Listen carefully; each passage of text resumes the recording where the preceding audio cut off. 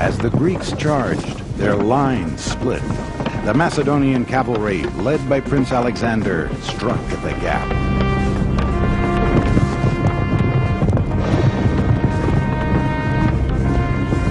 The whole Greek line buckled and broke.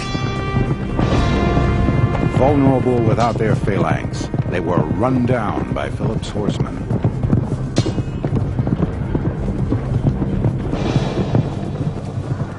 The Greek army was destroyed. A lion would mark the graves of the Theban sacred band, an elite unit wiped out by Macedonians in a few hours.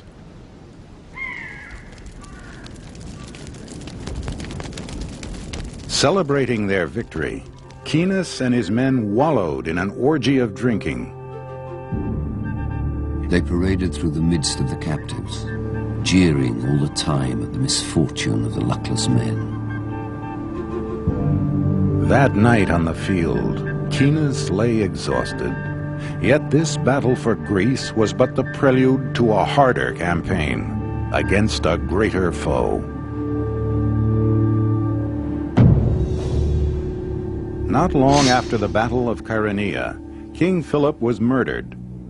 At age 20, his son Alexander took up his father's sword and his dream, the conquest of their ancient enemy, Persia. With the new king came new prospects for Caenis. Marrying the daughter of a general, he won command of his own regiment. Now he would help prepare the campaign against Persia.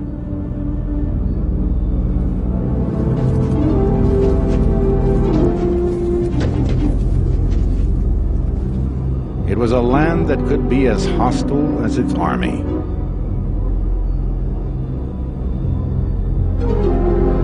Ingenious at adaptation, the Macedonians made boats from leather tents to ford rivers. They marched at night to avoid the desert sun.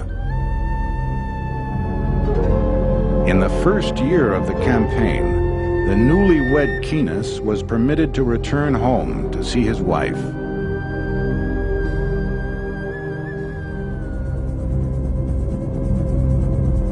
Gradually, the war took him ever farther from Macedonia.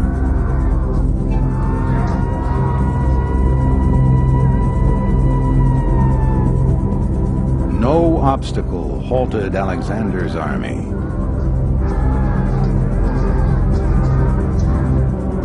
City after city fell.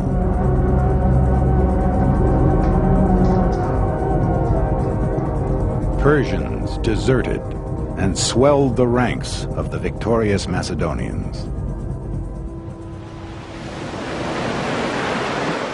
Then this unstoppable force came to an object that would not yield.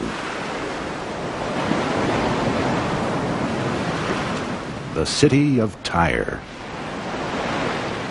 Built half a mile off the coast of what would become Lebanon, Tyre was an island fortress with walls 150 feet high.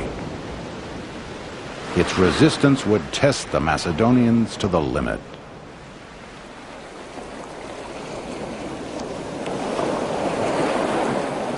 Since the Persians would not come to him, Alexander would go to the Persians. His engineers embarked on an unprecedented feat. A causeway 220 feet wide extending to the fortress. Caenis's men cut trees on the slopes nearby and drove 2 rows of trunks into the channel. Between the rows, they piled huge stones.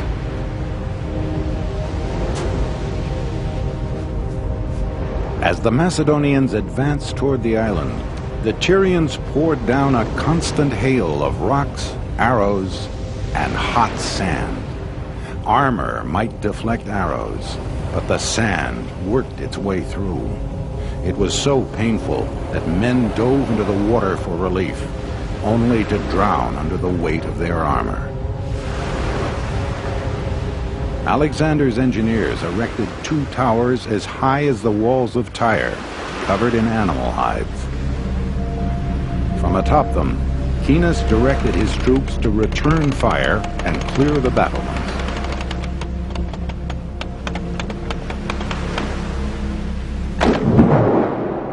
Ever improvising, the Macedonians built weapons of artillery whose tension was provided by strips of twisted leather.